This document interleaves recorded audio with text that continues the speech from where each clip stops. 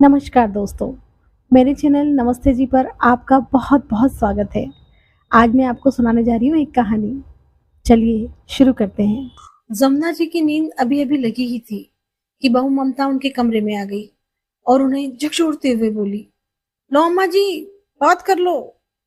जमुना जी ने आंखें खोलकर देखा तो ममता हाथ में फोन लिए खड़ी थी। उसे इस तरह देखकर जमुना जी ने पूछा, "किसका फोन है बहू?" "और किसका होगा? आपकी लाडली बेटी का है। जब देखो तब फोन घुड़का देती है। ये भी नहीं देखती कि सामने वाला आदमी कोई जरूरी काम कर रहा होगा या कोई आराम कर रहा होगा। बिल्कुल भी नहीं सोचती कि किसी के आराम में खलल भी पड़ रहा होगा।" जमुना जी के छोटे से सवाल पर ममता ने पूरा लेक्चर दे दिया। "बहू वो मेरी बेटी है, उसका दिल भी तो मेरे लिए दुखता होगा ना। अब मेरी तबीयत ठीक नहीं रहती तो रोज फोन लगा देती है, नहीं तो पहले कहाँ रोज फोन करती थी। हाँ, हम तो आपको बहुत दुख में रखते हैं जो उसका दिल आपके लिए दुखता है।" चिड़चिड़ाती हुई ममता ने कहा और आखिर में फोन उन्हें पकड़ाकर वहीं पास में खड़ी हो गई। आखिर यह भी तो सुनना जरूरी था कि जमुना जी अपनी बेटी से क्या बात करती हैं। जमुना जी ने कांपते हाथों से फोन को अपने कानों पर लगाया और बोली, "हाँ बिटिया, कैसी है तू?" "मैं ठीक हूँ अम्मा, तुम कैसी हो?"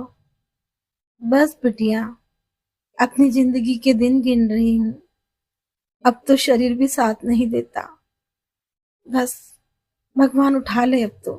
"अरे ना अम्मा, अभी तो बहुत लंबी उम्र है तुम्हारी। अभी तो पोते पोती नाते नातिनों की शादी देखनी बाकी है। अब तो ना लगे है बिटिया कि तब तक जिंदगी जी पाऊंगी। बस तुम लोगों को भगवान सारी खुशी दे, हमेशा अपना आशीर्वाद बनाए रखे।" कहते कहते अम्मा को खांसी चलने लग गई। ममता ने अम्मा के हाथ से फोन लेकर काट दिया और अम्मा को पानी का गिलास पकड़ाकर वापस रसोई में चली गई। अम्मा ने जैसे तैसे अपने कांपते हाथों से 2 घूंट पानी पिया और गिलास रखने ही लगी थी कि गिलास हाथ से छूटकर गिर गया। अचानक गिलास गिरने की आवाज सुनकर ममता दौड़ी दौड़ी कमरे में आई। गिलास को जमीन पर गिरा देखकर जमुना जी पर चिल्लाने लगी, "ये क्या है अम्मा जी? आपसे गिलास भी रखते नहीं बना, गिरा दिया ना सारा पानी और कर दिया फर्श गीला। अब मेरा काम तो फैला दिया आपने। अब मैं घर को संभालूं, आपको संभालूं या आपके बिगड़े काम को संभालूं?" बहू हाथ कांप रहे थे, इसीलिए गिलास गिर गया। "हाँ हाँ, सब समझती हूँ मैं। फोन पकड़कर बेटी से तो बात कर लेते हो आप, तब तो आपके हाथ बिल्कुल नहीं कांपते, पर जहां मेरा काम फैलाना हो वहां आपके हाथ कांपने लग जाते हैं। और अपने घर में कौन सी नौकरानी लगी है, मुझे ही तो साफ करना है। तो कम से कम बहू की सुविधा भी देख लिया करो, बहू में भी जीव होता है।" बड़बड़ाती हुई ममता बाहर गई और एक कपड़ा लेकर कमरे में आ गई और फर्श पर पोछा लगाने लगी। ममता पोछा लगाकर खड़ी हुई और जमुना जी की तरफ देखकर बोली, "अब सो जाइए आप।" बिना जमुना जी की प्रतिक्रिया जाने ही ममता ने दरवाजा जोर से पटका और बाहर निकल गई। जमुना जी एकटक अपनी बहू को देखती रह गई, पर वो ज्यादा कुछ कह नहीं सकती थी। आखिर रहना तो उसी के साथ है। बेटा तो सुबह के गया, शाम को ही घर आता था। दिन भर तो ममता ही होती थी उनके पास, इसलिए उसकी तेज जबान को भी जमुना जी झेल जाती थी। खैर, ममता तो शुरू से ही तेज स्वभाव की रही है, पर फिर भी जमुना जी ने सब कुछ संभाल लिया। पैसे टके के मामले में कभी भी अपने बेटे पर निर्भर नहीं रही। पति की पेंशन का पूरा सहारा था। जब तक जमुना जी के हाथ पैर चलते थे तो वो अपनी बेटी वंदना को खूब बुलाती थी, अपने हाथों से उसकी पसंद की चीजें बनाकर खिलाती थी। बहू अगर चिड़चिड़ करती तो सीधा जवाब दे देती थी, "कौन से तुम्हारे पति के पैसे खर्च करवा रही हूँ बेटा? अभी तो मेरे पति की पेंशन आती है। अगर बेटी पर खर्च करती हूँ तो तुम लोगों पर भी खर्च करती हूँ। वो तो अकेली आकर खाती है, क्या तुम सब नहीं खा रहे हो? इसलिए हंगामा करने की जरूरत नहीं।" जमुना जी का जवाब सुनकर ममता चुप हो जाती, पर जब से जमुना जी बिस्तर पर आई हैं तब से ममता का व्यवहार और भी रुखा हो गया है। अब तो फिर भी जमुना जी लाठी के सहारे उठकर अपने नित्य कर्म कर लेती है, नहीं तो जब वो बिस्तर पर अपने कर्मों के लिए दूसरों पर मोहताज हो चुकी थी, उस समय बेटी वंदना ने ही उनकी सेवा की थी। तब तो ममता आसपास भी नहीं फटकती थी। उन 10 दिनों में वंदना ने इस घर में रहकर जमुना जी की खूब सेवा की। लेकिन जैसे ही जमुना जी धीरे-धीरे लाठी के सहारे खड़ी होने लगी और अपने नित्य कर्म अपने आप ही करने लगी, उसके बाद से ही ममता ने अपना व्यवहार वंदना के प्रति और रूखा कर लिया। आए दिन किसी न किसी बात पर वंदना से बहस करने लगती थी ममता। छोटी सी बात का बतंगड़ बना देती थी। अब तो जमुना जी को भी ममता की नजरें बड़ी अजीब सी लगती थी। पता नहीं क्यों, वो सुबह और रात सोते समय जमुना जी के पास जरूर आती थी और उनके गहनों पर सबसे पहले नजर मारती थी। जबकि जमुना जी ने सिर्फ कानों के सोने के झुमके और पैरों में चांदी की पायल के अलावा कोई गहने नहीं पहन रखे थे। हाथों में से लाख की चूड़ियां ही थी। उस दिन करवा चौथ था। वंदना अपने मायके में ही मौजूद थी। वंदना अम्मा की तबीयत का सुनकर जल्दबाजी में चली आई थी। इस वजह से वो ठीक ढंग के कपड़े नहीं ले पाई थी। तो अम्मा के कहने पर उनकी अलमारी में से उसने भारी साड़ी निकाल ली और उसे पहन ली। वो साड़ी जमुना जी के लिए ममता के मायके से आई थी। ये देखकर ममता गुस्से से आग बबूला हो गई और वंदना पर चिल्लाने लगी। किससे पूछकर तुमने अम्मा जी की अलमारी खोली? सब जानती हूँ इस घर में क्यों रुकी हो।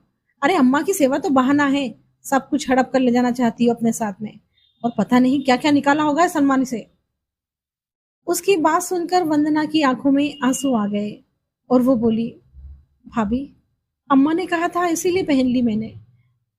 सब जानती हूँ तुम्हारा त्रिया चरित्र। अम्मा को बातों में फुसलाकर सब कुछ अपने नाम कर लेना चाहती हो। बहू बस कर, क्या बोल रही है? तुझे पता भी है एक साड़ी क्या पहन ली उसमें इतना हंगामा कर रही हो? मेरी चीजों पर मेरी बेटी का भी हक है। क्यों अम्मा जी, रहती तो हमारे साथ हो, फिर बेटी का काहे का हक? इसे तो मैं एक फूटी कोड़ी भी ना लेने दूं। बस करो ममता, तुम्हें शर्म नहीं आती अम्मा से लड़ते हुए? अचानक माधव ने अंदर आते हुए कहा। माधव को देखकर ममता चुप तो हो गई, लेकिन घर का माहौल तो खराब हो ही चुका था। यह आए दिन का किस्सा होने लगा था। आखिर जमुना जी भी कब तक बर्दाश्त करती? खुद ही ऐसी स्थिति में थी कि ज्यादा क्या ही बोलती। इसीलिए उन्होंने वंदना को खुद ही जाने को कह दिया। खैर, वंदना तो बेटी थी उनकी, उसे तो अपने ससुराल जाना ही था, इसीलिए तो वापस अपने ससुराल चली गई। अब वो जमुना जी से फोन पर ही बात करती थी। उसमें भी ममता चिढ़ जाती। कई बार तो जानबूझकर बात ही नहीं करवाती। खुद से भी कुछ होता नहीं है और बेटी वंदना को भी नहीं आने देती। पता नहीं मन में क्या वहम पाल रखा है ममता ने। उसे ऐसा क्यों लगता है कि वंदना कहीं संपत्ति में से हिस्सा ना मांग ले और अम्मा मरने से पहले उसे दे भी ना जाए। बेटा माधव भी ज्यादा कुछ नहीं कहता था, क्योंकि रोज घर की शांति भंग होने लगी थी। इसीलिए अम्मा ने उसे चुप रहने के लिए कह दिया। खैर, जमुना जी अपने पलंग से जैसे तैसे उठी और लाठी का सहारा लेकर बाथरूम की तरफ जाने लगी। लेकिन पता नहीं क्यों आज पैर लड़खड़ा गए और वो जमीन पर गिर पड़ी। अचानक कमरे में गिरने की आवाज बहू के कमरे में गई और जमुना जी को गिरा हुआ देखकर बोली, अरे अम्मा जी, क्या हाथ पैर तुड़वाने का इरादा है? यदि हाथ पैर टूट गए तो मुझसे नहीं होगी आपकी सेवा। जैसे तैसे झल्लाती हुई ममता ने जमुना जी को सहारा देकर पलंग पर बैठाया। पलंग पर बैठते ही जमुना जी ममता से बोली, बहू, मेरे शरीर में बिल्कुल जान नहीं रही। कब प्राण पखेरु उड़ जाए। एक बार वंदना को यहाँ बुला दे। बस मैं एक बार उसे देखना चाहती हूँ, उससे मिलना चाहती हूँ। ठीक है, बुला दूंगी, कहकर जमुना जी को ममता वहीं छोड़कर अपने कमरे में आ गई। पता नहीं अपनी बेटी को क्या देने के लिए बुला रही है। मैं तो बिल्कुल फोन नहीं करूंगी। मन ही मन सोचती हुई ममता ने वंदना को फोन करना ठीक नहीं समझा। रात को माधव घर आया तो अम्मा के कमरे में गया। वहां अम्मा को सोता हुआ देखकर वापस बाहर आ गया। ममता सुबह उठकर जब जमुना जी के कमरे में गई तो जमुना जी के प्राण पखेरु उड़ चुके थे, पर उसे इस बात का बिल्कुल मलाल नहीं था कि उसने जमुना जी के कहने के बावजूद भी वंदना को नहीं बुलवाया। बल्कि बिना वक्त गवाए वो फटाफट अम्मा के शरीर पर के गहने निकालने लगी। लेकिन तब तक माधव भी उठकर आ गया। उसे अम्मा के शरीर पर से गहने उतारते देख माधव, ये क्या कर रही हो तुम? अम्मा के गहने क्यों उतार रही हो? तुम्हें पता है ना अम्मा को गहने पहनकर रखना बहुत पसंद है। अरे अब काहे की पसंद, अम्मा तो गई। अचानक ममता के कहने पर माधव फटाफट अम्मा के पास आ गया और उनके शरीर को छू कर देखा। अम्मा का शरीर एकदम ठंडा पड़ चुका था। शायद काफी देर पहले उनकी मौत हो चुकी थी। तुम्हें शर्म नहीं आ रही? अम्मा के गहने निकालने में लगी हुई हो। बता नहीं सकती थी कि अम्मा आप छोड़कर जा चुकी है? अरे अम्मा तो जा चुकी है, कहीं गहने भी ना चले जाए, इसीलिए निकाल रही हूँ। अभी लोग आ जाएंगे तो सबसे पहले गहने ही हटाएंगे। कौन लोग आकर हटाएंगे? माधव ने प्रश्न किया तो ममता उसे घूरते हुए बोली, तुम्हारी बहन, और कौन? वही एक है जिसकी नजर है इन गहनों पर। इसके आगे माधव ने कुछ नहीं कहा, बस कुछ देर तक ममता की लालच भरी नजरों को देखता रहा, जबकि ममता अपने काम में लगी रही।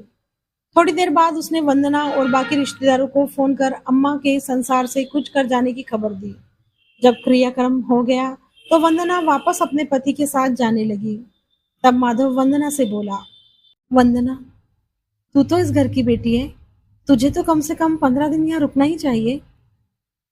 नहीं भाई, जिस घर से अम्मा ने खुद ही जाने को कह दिया वहां मेरा रुकना ठीक नहीं।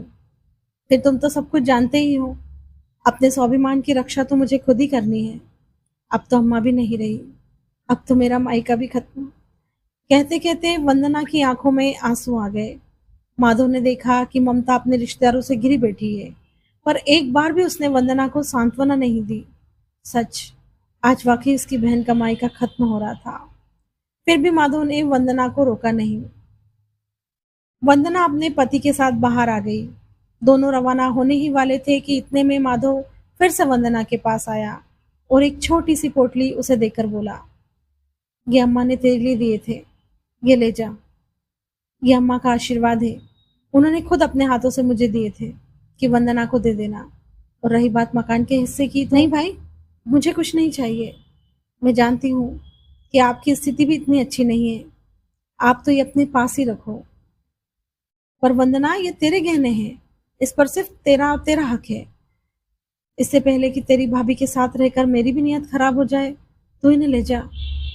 और रही मायके की, तो वो जरूरी नहीं कि तू यहाँ आए। मैं तेरे पास आऊंगा, तेरे स्वाभिमान को खत्म नहीं होने दूंगा। मायके का आंगन ना सही, भाई का दामन तो है। अपने भाई माधव की बात सुनकर वंदना उसके गले लगकर फूट फूट कर रोई। कुछ देर बाद जब मन हल्का हुआ तब माधव से विदा लेकर वंदना वहां से रवाना हो गई। वो दिन था और आज का दिन। वंदना कभी अपने मायके उस घर में नहीं गई। हाँ, माधव हर रक्षाबंधन और भाई दूज पर खुद अपनी बहन के घर आ जाता था। हालांकि ममता ने इस पर काफी हंगामा भी किया था, पर माधव एक कान से सुनकर दूसरे कान से निकाल देता। तो ममता धीरे धीरे अपने आप ही चुप हो गई। और रही बात गहनों की, तो ममता उन गहनों के लिए अपना सिर पीटते रह गई।